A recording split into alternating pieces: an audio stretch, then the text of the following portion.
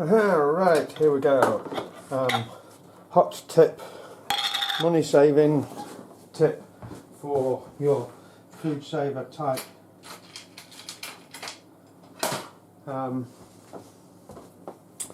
vacuum sealer. Keep your jam jars. What you need to do is get a panel pin, or I used a screw, and make a tiny hole with a panel pin and a hammer through the middle of the lid. Should be able to see that little tiny hole there.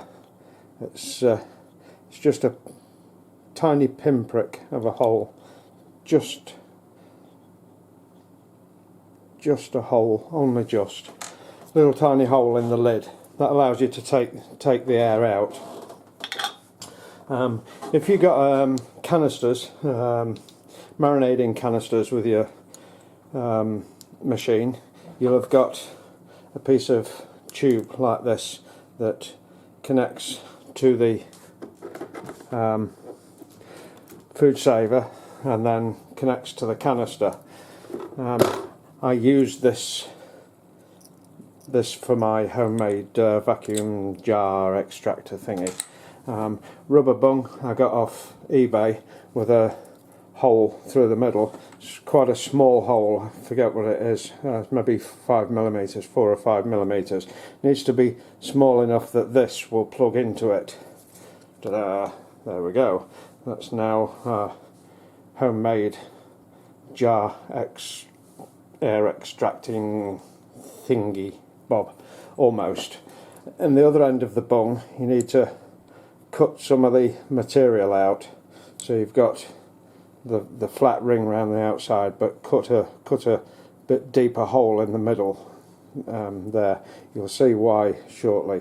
It's only about maybe 6 or 7 millimeters deep. I just gouged it out with a sharp knife. It's quite difficult, but you can do it. Just cut it out and gouge it out.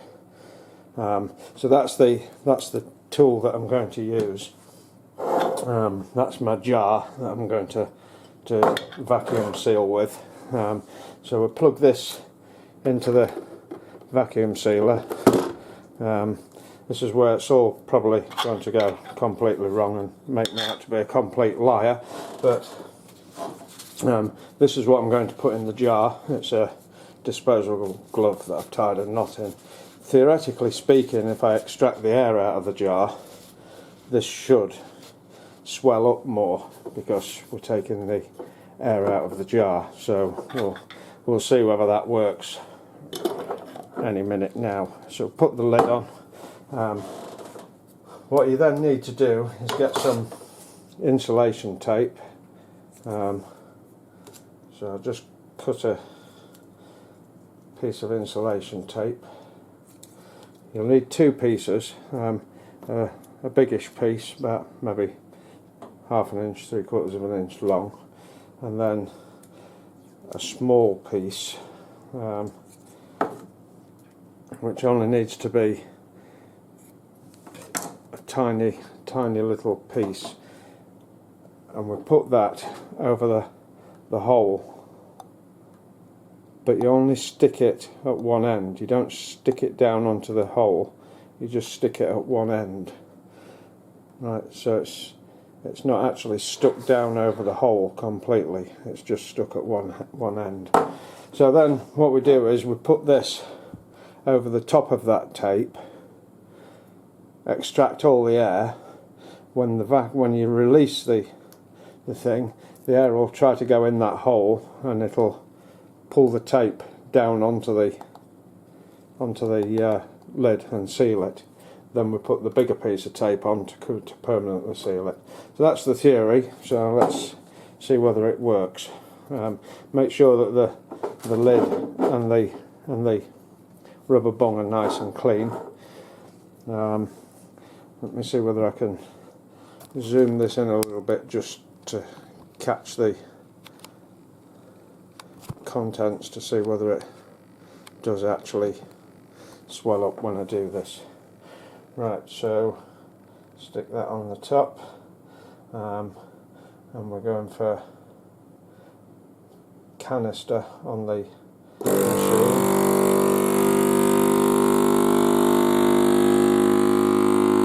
I think you can see the glove is in fact swelling up in there as it's taking the air out.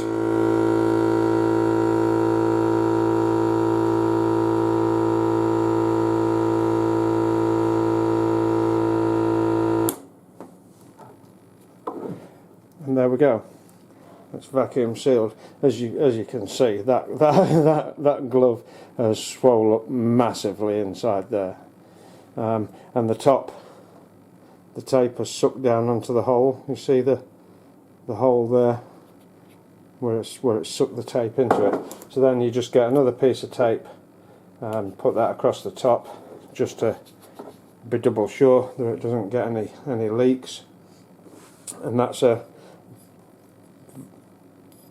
jar that's vacuum sealed.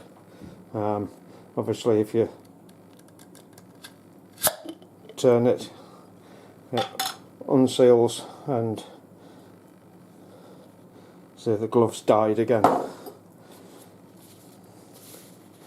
So that's another money saving tip for you. Save all your jam jars. Once you've made this little gadget here, save your jam jars, a little tiny pin prick in the top of your jam jar, and you've got some nice canisters that you can vacuum seal things in.